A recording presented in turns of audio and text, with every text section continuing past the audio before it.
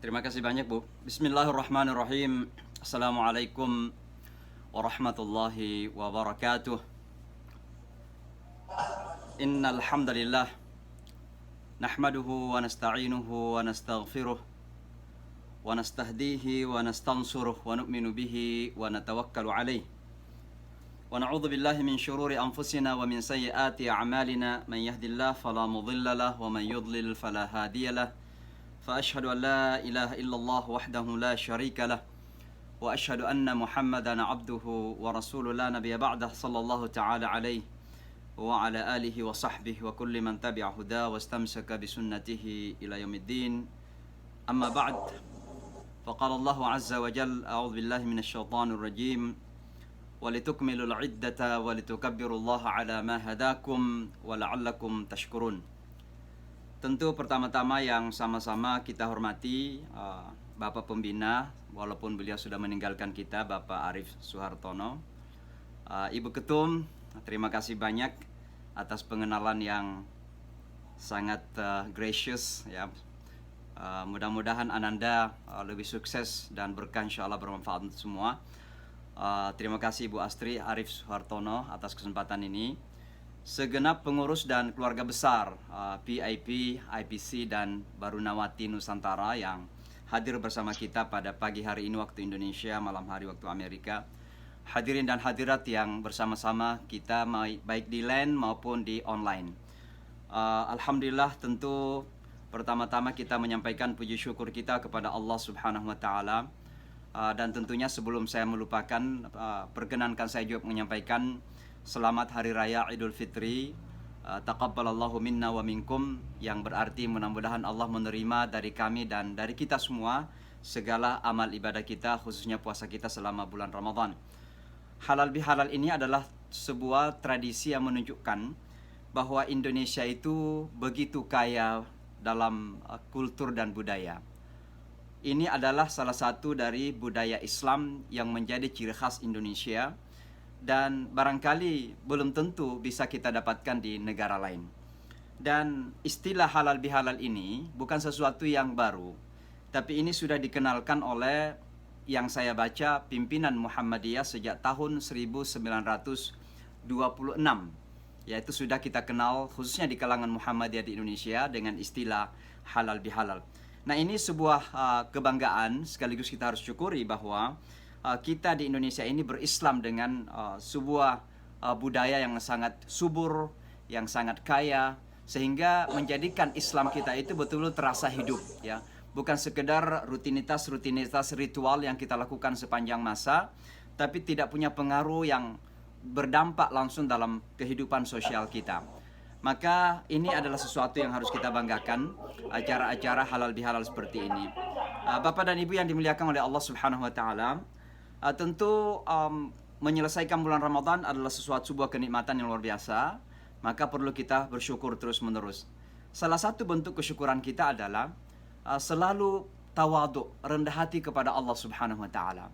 Setiap kebaikan yang telah kita lakukan, apakah itu ibadah vertikal sifatnya yang langsung kepada Allah secara ritual, puasa kita, salat kita, haji kita, umrah kita, zikir kita, tahajud kita, seharusnya mengantar kita kepada perilaku yang lebih tawadhu, yang lebih rendah hati kepada Allah Subhanahu wa taala. Ini adalah contoh tauladan yang diperlihatkan oleh Ibrahim alaihi salatu wassalam. Ibrahim adalah nabi yang paling dikenal bersyukur di dalam Al-Qur'an. Bahkan disebut sebagai syakuran. Ya, Ibrahim itu adalah hamba yang syakur, hamba yang sangat bersyukur. Kenapa Allah berikan kenikmatan seorang anak ketika diuji oleh Allah, disuruh mengorbankan anaknya demi bersyukur kepada Allah, ingin dikorbankan anaknya. Itu bentuk kesyukuran. Kenapa? Karena kesyukuran itu bentuk yang tertinggi adalah rela untuk berkorban. Dan itulah yang dicontohkan oleh Ibrahim alaihissalatu wassalam. Tapi ada satu hal yang harus kita ikut kepada Ibrahim. Apa itu? Ketawaduan, kerendah hatian beliau kepada Allah Subhanahu wa taala. Apa contohnya? Salah satu contohnya adalah ketika beliau diperintahkan meninggikan fondasi Ka'bah. Pertanyaan kita, ada nggak amalan yang paling mulia setelah itu? Membangun Ka'bah. Jutaan manusia menghadap setiap saat. membesarkan asma Allah, Allahu Akbar, sujud rukuk kepada Allah dengan menghadap kepada Ka'bah. Dan yang membangun Ka'bah adalah Ibrahim alaihissalatu wassalam. Tapi coba lihat rendah hatinya Ibrahim alaihissalatu wassalam. Setelah selesai meninggikan fondasi Ka'bah, beliau tidak mengatakan saya the best, saya adalah orang yang paling hebat. Tidak. Apa kata beliau? Rabbana taqabbal minna innaka antas sami'ul alim. Ya Allah, terimalah dari kami. Sesungguhnya Engkau Maha mendengar lagi Maha mengetahui. Ini kerendah hatian yang harus kita ikutin. Jangan sampai ibadah-ibadah yang kita lakukan ini mengantar kita kepada sebuah perilaku yang seolah-olah semakin hebat, semakin superman, semakin superwoman. Dan kemudian kita melihat orang lain rendah dari kita, kurang dari kita. Sebab perasaan ana khairun minhu, saya lebih baik dari dia, ini adalah penyakit yang sangat berbahaya. Nah, Bapak dan Ibu sekalian, maka mari kita senantiasa berdoa, Rabbana taqabbal minna innaka antas sami'ul alim. Ya Allah, terimalah dari kami puasa kami, terimalah dari kami tarawih kami, terimalah dari kami bacaan Al-Quran kami. Mungkin ada di antara kami yang pernah khatam, tapi mudah-mudahan bukan sekedar menghitung-hitung pahala, 1 huruf 10 pahala, tapi yang terpenting pengabulan Allah kok. 1 ayat yang kita baca kalau itu dikabulkan, alhamdulillah. Daripada khatam Al-Quran sekedar merasa paling hebat, berbahaya. Maka mari kita senantiasa rendah hati. Tawadu ini sangat penting sekali. Ya, tentu dalam segala aspek kehidupan kita perlu rendah hati kepada Allah dan rendah hati kepada sesama manusia juga. Bapak dan Ibu yang dirahmati Allah, tentu harapan kita juga bahwa dengan berlalunya Ramadan ini, jangan sampai kemudian berlalu apa yang saya istilahkan sebagai the moral guidance. Ya, petunjuk-petunjuk moralitas daripada ibadah puasa yang telah kita lakukan. Pesan-pesan moral dari ibadah yang kita lakukan. Dan ini sangat penting sekali karena ini akan berkaitan dengan cara pandang kita kepada agama dan cara pandang kita kepada ibadah. Ada kesalahan sebagian umat Islam di dalam memandang agama Islam ini dan juga dalam memandang atau memahami ibadah-ibadah yang kita lakukan. Pada umumnya, kita umat Islam merasa bahwa kita berislam karena kita melakukan amalan-amalan ritual. Tidak diragukan bahwa amalan-amalan ritual sangat penting. Islam itu dibangun di atas 5 dasar. Bunyal Islamu ala khamsin. Syahadati an la ilaha illallah wa anna Muhammadar Rasulullah. Wa iqamis salah, mendirikan salat. Wa ita'iz zakah, mengeluarkan zakat. Wa shaumi Ramadan, melaksanakan puasa Ramadan. Wa hajjil bait, dan berhaji ke Baitullah. Inilah adalah amalan-amalan ritual yang harus kita lakukan. Tapi Islam bukan sekedar amalan ritual.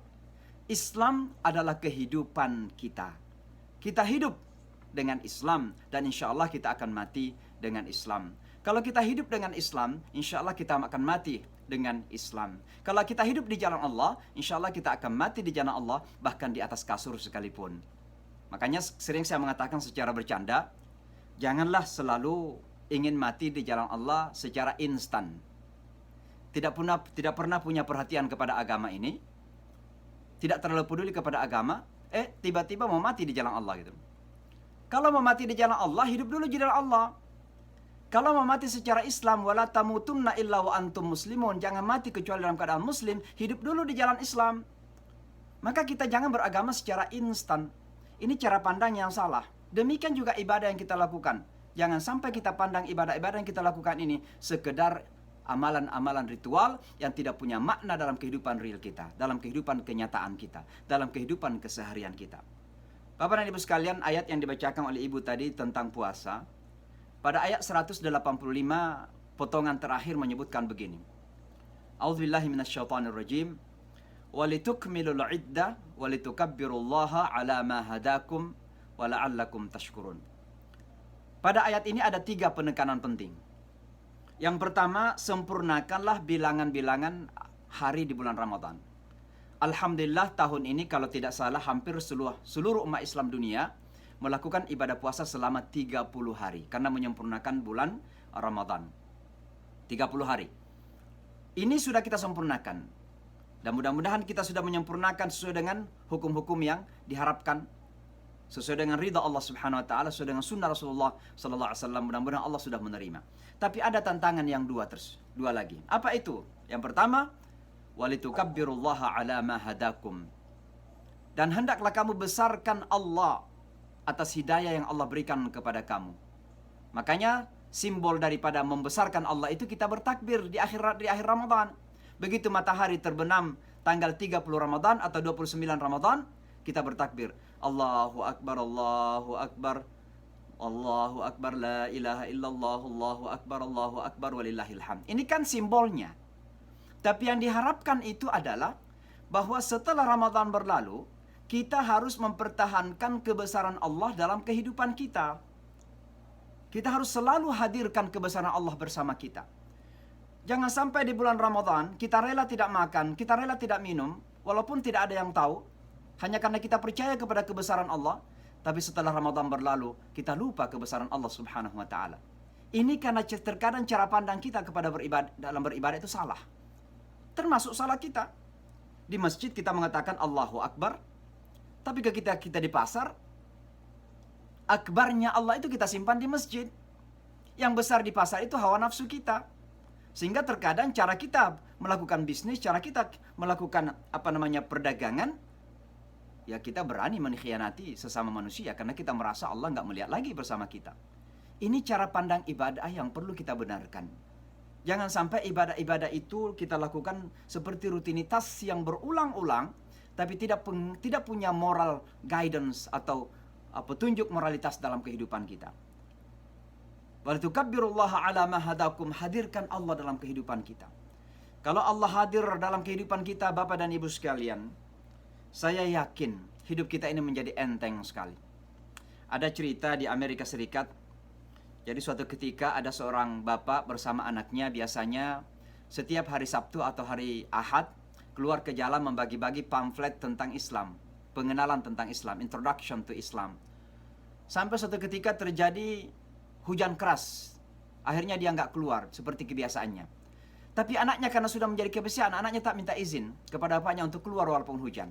Ingin membagi-bagi pamflet. Tapi nggak ada orang lewat karena hujan keras. Tiba-tiba anak ini ketika sudah terfikir akan kembali ke rumahnya, entah kenapa tiba-tiba melihat sebuah pintu rumah yang tidak jauh dari tempat di mana dia berdiri. Dan di dalam benak dia ingin memberikan satu pamflet, satu pengenalan itu brosur. Satu brosur Islam kepada tetangga tersebut. Diketuk pintunya, tidak ada yang buka. Diketuk kedua kalinya, nggak ada yang buka. Ketiga kalinya diketuk, dia udah mau pulang, tiba-tiba ada perempuan yang buka pintu itu. Dan perempuan itu nampak menangis. Anak tersebut bertanya, kenapa menangis, Bu? Ibu tersebut mengatakan, nggak apa-apa. Tapi anak tersebut tetap memberikan brosur kepada ibu tersebut. Singkat cerita Bapak dan Ibu sekalian, beberapa hari kemudian datanglah hari Jumat. Ibu ini ternyata tidak jauh dari masjid rumahnya. Tapi dia non-muslim. Datanglah ke masjid mencari seorang anak yang kira-kira umurnya 12 tahun, 13 tahun. Oleh imam ditanya, kenapa mencari anak tersebut? Dia bercerita, pada hari Minggu yang lalu, dia sudah hampir gantung diri, bunuh diri. Rupanya dia punya permasalahan beban hidup yang sangat luar biasa. Lalu imam bertanya, lalu kenapa? Apa yang terjadi? Dia katakan, ada anak yang datang ke rumah saya mengetuk pintu, memberikan saya secari kertas, itulah brosur tadi itu. Dan yang pertama dia baca di atas kertas itu, Bismillahirrahmanirrahim, in the name of Allah, the most gracious, the most merciful. Dengan nama Allah yang maha penyayang, lagi maha pengasih. Gara-gara kata maha penyayang, maha pengasih ini, ibu tersebut sadar bahwa ternyata ada yang lebih sayang kepada kita. Ada yang lebih kasih kepada kita. Dengan segala beban yang ada dalam kehidupan kita ini, kalau Allah hadir dalam hati kita, maka kita merasa tersayangi. Maka Bapak dan Ibu sekalian, walitukabbirullaha ala ma hadakum. Besarkan Allah, hadirkan Allah dalam kehidupan kita setelah Ramadan berlalu. Jangan Ramadan berlalu, Allah pun berlalu.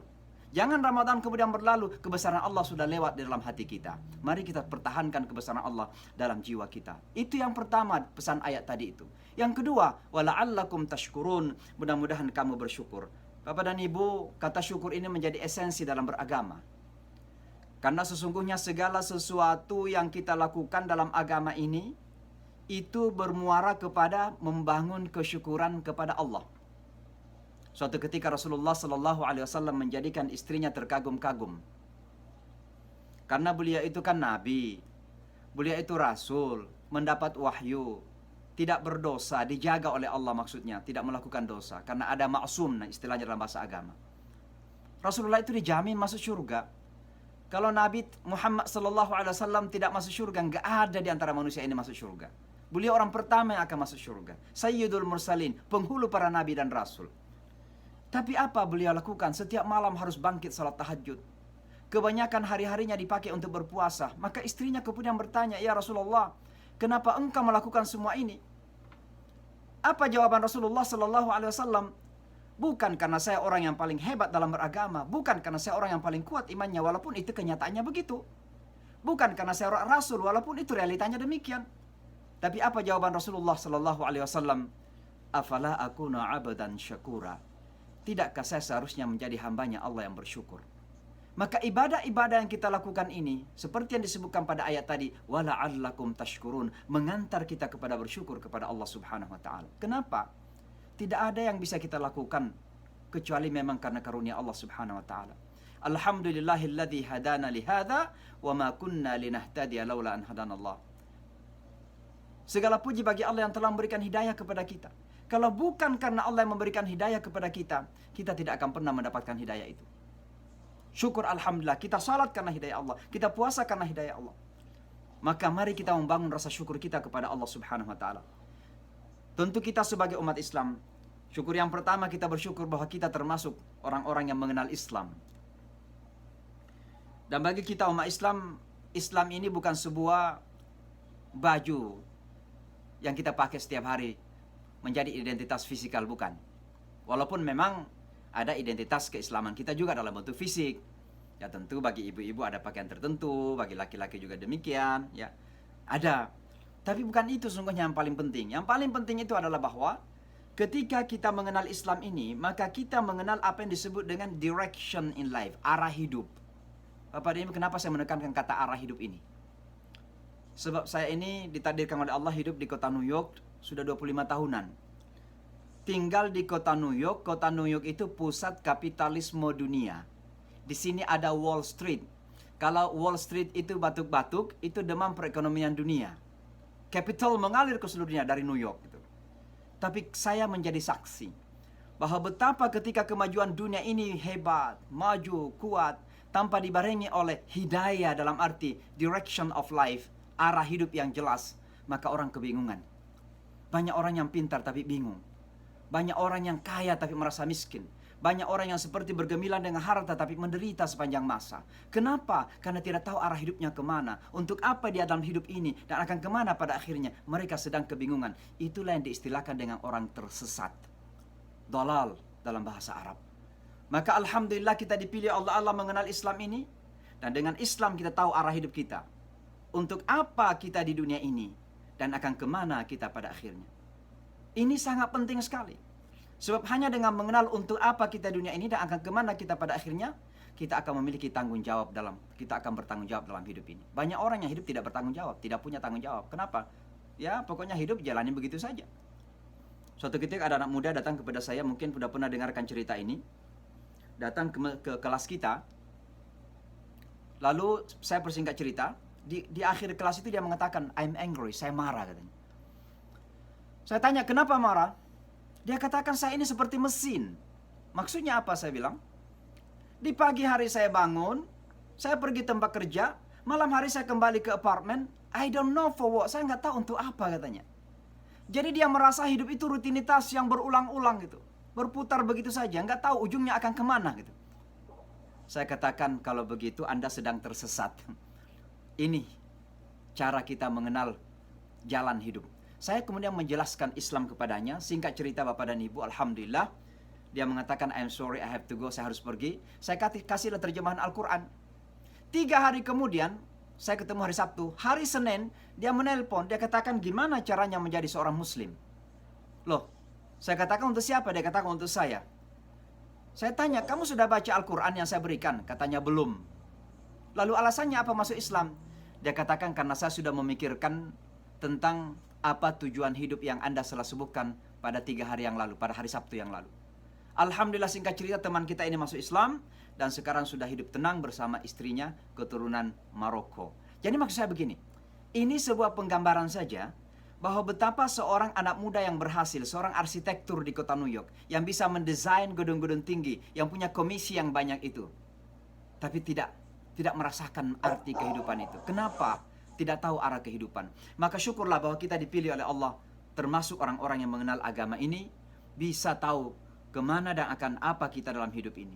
Tentu kesyukuran kita juga tidak kalah pentingnya, bukan tidak kalah pentingnya, tapi sangat penting pula, adalah bahwa kita dipilih menjadi orang-orang Indonesia.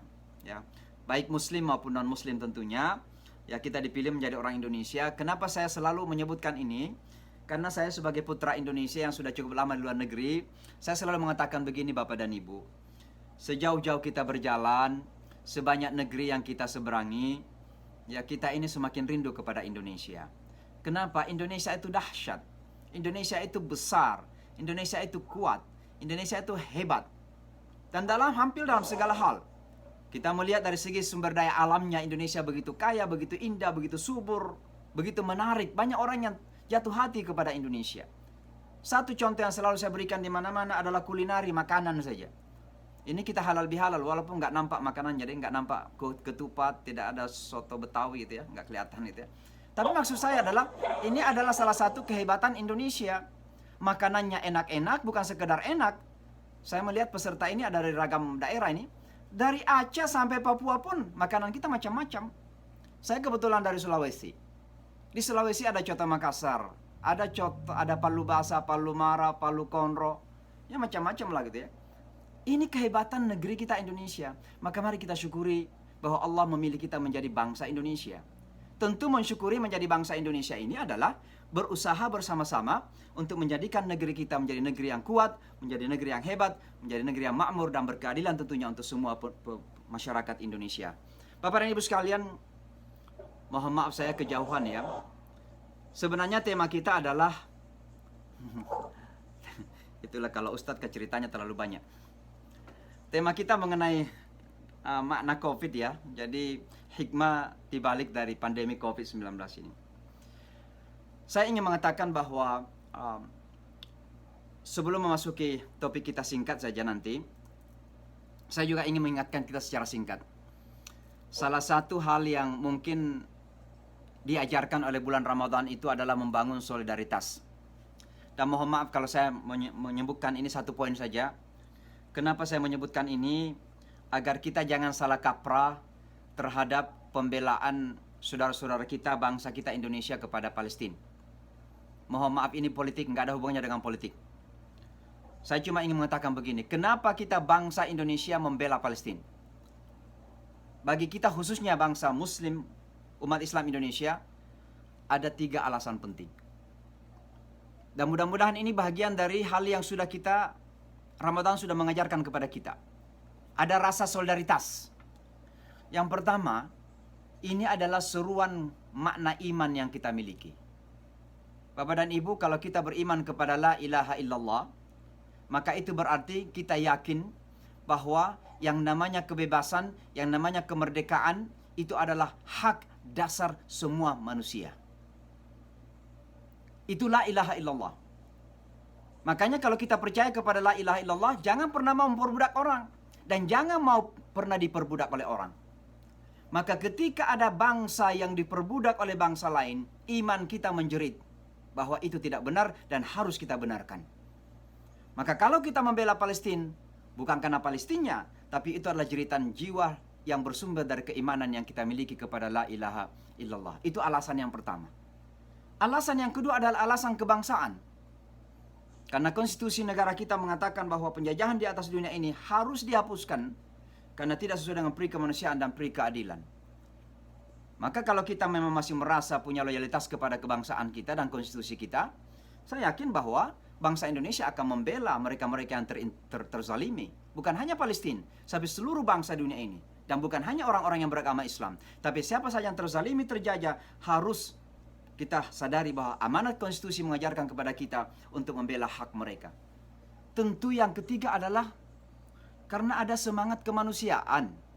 Saya sering mengatakan kepada teman-teman non-Muslim di Amerika, you don't have to be Muslim to defend the right of Palestinian people. Kamu nggak harus menjadi seorang Muslim untuk membela hak-hak dasar saudara-saudara Palestina kita. You just have to be humans. Yang penting ya, kamu hanya perlu menjadi manusia. Kenapa? Sebab kalau kita manusia, maka ada kemanusiaan, ada insaniyat, there is a humanity, ada rasa sense, rasa kemanusiaan kita. Dan rasa kemanusiaan kita tidak akan pernah menerima apa yang disebut dengan kezaliman, opresi, agresi, serangan, pembunuhan. Ini tidak akan pernah kita terima, baik kepada orang Islam maupun kepada non-Muslim tentunya. Dan ini penting untuk kita suarakan. Maka mudah-mudahan bulan Ramadan ini telah mengajarkan kepada kita untuk kita membangun rasa solidaritas kemanusiaan kita. Bahwa yang namanya kezaliman-kezaliman harus kita suarakan resistensinya, harus kita tentang bersama. Bapak dan Ibu sekalian, COVID telah membawa konsekuensi yang sangat berat dalam kehidupan kita. Dengan segala ragam teori yang ada, yang saya istilahkan sebagai teori konspirasi, COVID itu apa sih sesungguhnya? Apakah itu buatan Cina kah? Apakah itu buatan Amerika? Ya, antara Cina dan Amerika saling menuduh, ya silahkan saja. Bagi kita umat Islam terkadang ya tinggal nguruk-nguruk dada saja. Karena ada dua gajah besar ini yang saling menuduh ini. Nah, kita umat Islam tentunya harapannya bisa menjadi gajah ketiga gitu. Tapi terkadang kita nggak punya kemampuan untuk menjadi gajah ketiga. Maka apa yang kita lakukan? Kita mencari nilai-nilai positif di balik daripada pertarungan dua gajah besar itu.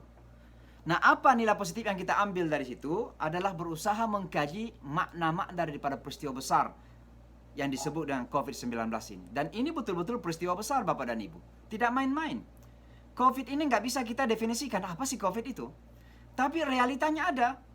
Kenyataannya ada. Kami di kota New York, orang Indonesia saja, ada sekitar kalau tidak salah 15 orang yang meninggal dunia. Termasuk ketua pengajian Indonesia di kota New York.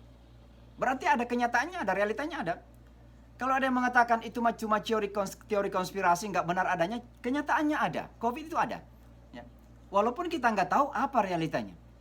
Tapi kenyataannya ada. Karena banyak orang yang meninggal dunia, banyak orang yang sakit, perekonomian dunia kemudian menjadi ambruk, bisnis kemudian menjadi ambruk, banyak teman-teman yang kemudian kehilangan pekerjaan, kehilangan sumber pendapatnya. Saya tidak bisa membayangkan bagaimana teman-teman di Indonesia kita yang penghasilannya harian. Kalau di Amerika Serikat, alhamdulillah, siapa yang bayar pajak dapat bantuan pemerintah. Dan lumayanlah, ya. Dalam 2 kali selama 2 bulan ini, ya satu keluarga bisa dapat 8 ribuan dolar gitu ya. Besar dari apalagi diperjuangkan oleh Biden gitu. Tapi saya tidak bisa membayangkan gimana teman-teman yang penghasilannya tukang beca, tukang sopir taksi, apa segala macam itu. Ketika terjadi COVID bisa dibayangkan. Saya terkadang merenung-renung. Gimana yang penghasilannya hariannya? Gimana bisa membeli beras? Gimana bisa membeli lauk untuk keluarga mereka? Ini perasaan yang harus kita bangun pada diri kita. Minimal kalau kita tidak bisa membantu, kita doakan saudara-saudara kita itu. Tapi luar biasa COVID dampaknya ini.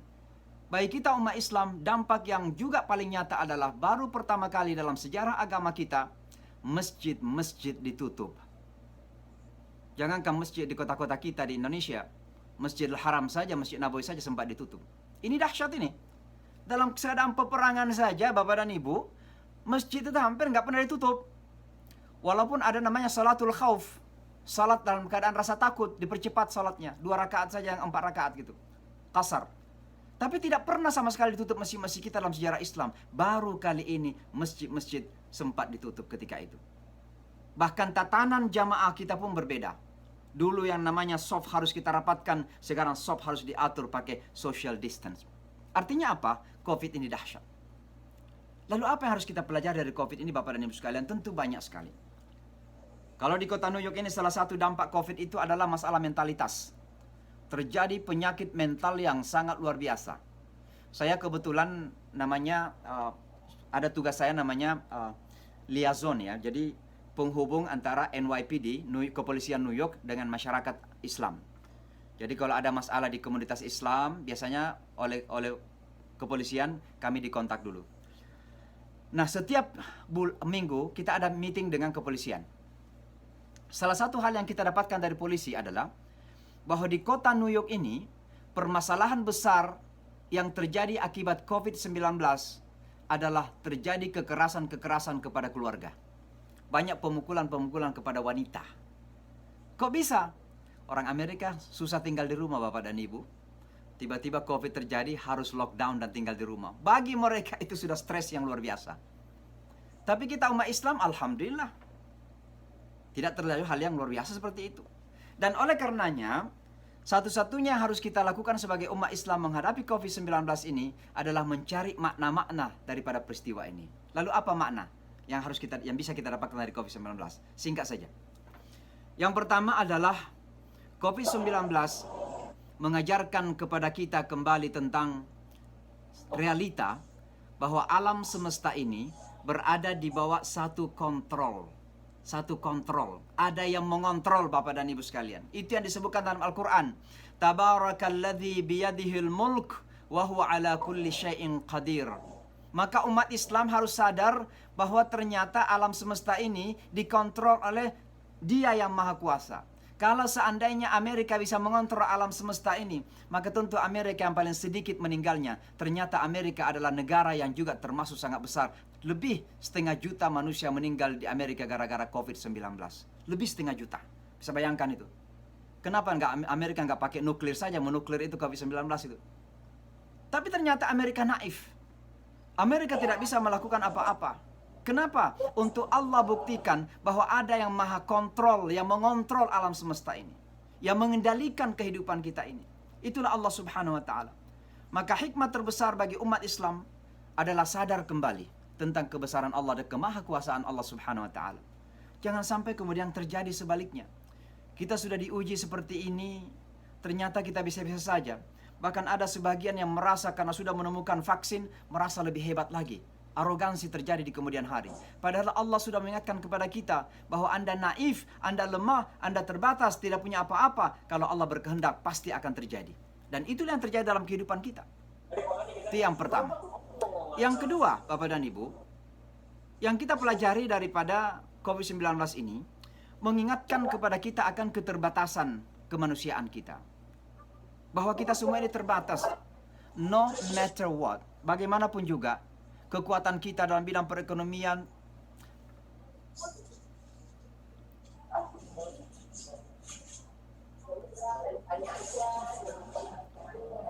kekuatan kita dalam bidang sains dan teknologi, apapun kekuatan kita, COVID-19 mengingatkan bahwa kita punya keterbatasan. Dan oleh karenanya jangan sampai kemajuan ilmu pengetahuan menjadikan kita manusia ini lebih angkuh. Ada masa-masa di masa lalu di mana Tuhan dideklarasikan telah mati. God is dead. Tuhan telah mati. Syukur Alhamdulillah bahwa kembali dunia barat sekarang ini sudah mulai sadar Tuhan. Dengan kehadiran Islam di dunia barat, manusia di dunia barat semakin sadar bahwa kemajuan ilmu pengetahuan, kemajuan teknologi, kehebatan peradaban material ternyata tidak bisa memberikan apa-apa jika Tuhan tidak dihadirkan dalam kehidupan kita. Ini juga peringatan besar bagi kita umat Islam. Jangan pernah merasa akan bisa bangkit, akan merasa bisa maju jika Allah kita marginalkan, jika Allah kita sisihkan. Apalagi kita bangsa Indonesia, falsafah kenegaraan kita Pancasila pertama adalah ketuhanan yang Maha Esa. Jangan kita pernah main-main bahwa agama itu ternyata tidak penting dalam kehidupan bernegara kita. Karena kita sudah merupakan darah daging daripada bangsa kita. Itu yang kedua Bapak dan Ibu sekalian. Mari kita sadar bahwa kehebatan apapun yang kita miliki, kita memiliki keterbatasan dan kelemahan-kelemahan. Yang ketiga tentunya adalah kita diingatkan oleh Allah Subhanahu wa taala bahwa hidup ini tabiatnya adalah cobaan. Alladzi khalaqal mauta wal hayata liyabluwakum ayyukum ahsanu amala. Dialah Allah yang menciptakan kematian dan kehidupan untuk menguji siapa di antara kita yang terbaik dalam karya, dalam amal. Maka kehidupan kita ini adalah pergerakan yang terus-menerus terjadi. Ada perubahan-perubahan yang terjadi. Ada cobaan-cobaan yang terjadi. Maka kalau kita hari ini senang, jangan merasa esok mungkin kita masih senang. Belum tentu. Akan terjadi perubahan-perubahan. Kalau kita melihat alam semesta ini secara umum, semua mengalami perubahan dan pergerakan Bapak dan Ibu. Kita juga ini secara fisik mengalami perubahan. Tapi kita ini menjadi manusia bukan karena fisik saja. Kita menjadi manusia karena ada aspek spiritualitas kita. Maka manusia itu menjadi makhluk yang mulia. Dan karenanya manusia jangan dipaksa berubah oleh alam semesta. Tapi kita yang melakukan perubahan kepada alam semesta tersebut. Maksudnya apa? Dengan COVID-19 ini, orang-orang Islam harus sadar bahwa kehidupan ada tantangan, tapi kita kemudian akan menentukan wajah tantangan yang ada dalam hidup kita ini. Jangan karena COVID kita menjadi lemah, jangan karena COVID kemudian kita menjadi hilang harapan, jangan karena COVID kemudian kita merasa tidak mampu lagi berbuat apa-apa. Itu yang ketiga, singkat saja. Yang keempat adalah bahwa dalam perjalanannya, Bapak dan Ibu sekalian, segala sesuatu dalam hidup ini ada akhirnya. Dan Alhamdulillah COVID sudah mulai nampak seperti berakhir. Walaupun di Indonesia kemarin menghadapi lebaran pun dilarang mudik karena nampaknya COVID masih mengkhawatirkan. Tapi di Amerika Serikat sekarang ini sudah mulai normal. Bahkan sudah boleh, yang sudah vaksin 2 kali, sudah bisa tidak pakai masker baik di dalam kamar maupun di luar gedung. Ini sudah ada kelonggaran-kelonggaran menunjukkan bahwa COVID akan berakhir. Ini juga pelajaran penting bagi kita, bahwa segala sesuatu dalam hidup ini pasti akan berakhir. Apakah itu enak menurut ukuran kita? Apakah itu buruk menurut ukuran kita? Percayalah, semua itu akan berakhir. Kullu man 'alaiha fan wa yabqa wajhu rabbika dzul jalali wal ikram. Tapi yang terakhir sekali Bapak dan Ibu sekalian, bahwa COVID-19 juga mengajarkan kepada kita bahwa bagaimanapun tantangan yang kita hadapi, bagaimanapun beratnya challenge yang kita hadapi, pada akhirnya bagi orang-orang yang memiliki iman ada optimisme yang besar. Kalau orang Amerika selalu mengatakan begini, at the end of the tunnel there is a shining light. Di ujung terowongan itu akan ada cahaya yang bersinar.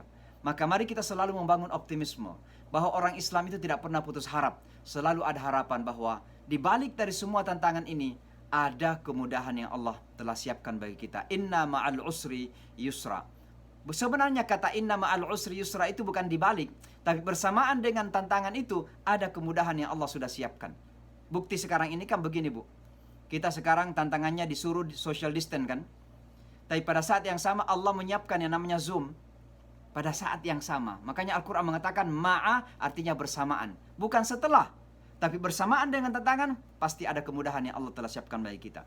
Bagi kita umat Islam harapan ini selalu ada. Kalau tidak di dunia ini, insya Allah di akhirat nanti. Kenapa? Allah menjanjikan yang terbaik bagi kita semua. Suatu ketika, saya tutup dengan ini ya. Suatu ketika Imam Syafi'i ini kan imam yang terkenal, lalu di akhir-akhir hayatnya itu pindah ke Mesir. Ketika pindah ke Mesir, beliau kemudian menjadi ulama besar yang dihormati, kehidupannya lebih baik dari kebanyakan orang. Artinya punya kekayaan, kemudian kehidupannya lebih baiklah secara umum. Suatu ketika, beliau bertemu dengan seorang Yahudi di Mesir ketika itu. Kebetulan Yahudi ini miskin. Nah, Yahudi ini rupanya pernah mendengarkan hadis Nabi. Ada hadis Nabi mengatakan, ad-dunya sijunul mu'min wa jannatul kafir. Dunia ini penjara bagi orang beriman dan surga bagi orang kafir. Yahudi ini ingin menguji Imam Syafi'i. Dia mengatakan, ya Syekh Syafi'i, bukankah Nabi mau mengatakan bahwa dunia ini penjara bagi kamu dan surga bagi kami? Artinya orang-orang yang tidak beriman kepada ajaran Islam. Kok kamu katanya lebih kaya? Kamu lebih terhormat? Kan hadis Nabi kan seolah-olah hadis Nabi kamu kan tidak benar. Apa kata Imam Syafi'i? Hadis Nabi kami itu benar. Maksudnya apa? Bagi kami, seenak apapun dunia ini, kalau kami bandingkan dengan apa yang Allah sudah siapkan di surga nanti, dunia ini masih penjara bagi kami. Tapi bagi Anda yang tidak percaya kepada kebenaran, sejahat apapun dunia ini, seburuk apapun dunia ini, dibandingkan dengan apa yang Allah sudah siapkan di neraka sana, maka dunia ini adalah surga bagi Anda. Maka itu adalah cerita bagaimana kalau ada orang yang menguji kita. Maksudnya adalah bahwa mari kita selalu membangun optimisme, membangun harapan, karena setiap saat Allah selalu menjanjikan kepada kita bahwa pada akhirnya tantangan itu akan berakhir dengan kebaikan-kebaikan insya Allah. Saya kira demikian Bapak dan Ibu sekalian. Mudah-mudahan ada manfaatnya apa yang saya telah sampaikan ini. Tentunya sering kita mendengarkan bahwa di akhir COVID-19 ini kan ada yang disebut dengan new normal. Ternyata ada di antara kita yang memahami new normal itu artinya kembali kepada normal yang lama. Itu bukan new namanya kalau kembali kepada keadaan biasa yang lama, bukan. New normal itu artinya ada sesuatu yang baru. Di dalam bahasa Al-Quran, new normal itu namanya qarnan akharin. Ada bahasa, coba lihat di surah Al-Mu'minun. Ada 2 kata yang dipakai oleh Allah. Satu qarnan akharin dan satu lagi qurunan akharin. Kebetulan kata qurunan dekat dengan kata corona. Nah, ini akan melahirkan apa? Generasi baru maksudnya. Maksudnya apa generasi baru ini? Dengan cobaan COVID-19 ini, kita seolah-olah harusnya terlahirkan kembali dalam keadaan baru. Apa? Mental baru, semangat baru, pemikiran yang baru. Itu maksudnya. Jadi jangan ditafsirkan new normal itu kembali kepada kebiasaan lama. Itu bukan new normal, itu all normal namanya. Jadi mari kita memahami kata new normal ini secara proporsional. Saya kira demikian. Saya melihat ada beberapa pertanyaan yang telah disampaikan, tapi silakan kalau ada pertanyaan-pertanyaan yang disampaikan, mungkin masih ada waktu. Saya akhiri sampai di sini. Hadanallahu wa ankum ajma'in. Wal 'afwu minkum. Wassalamualaikum warahmatullahi wabarakatuh.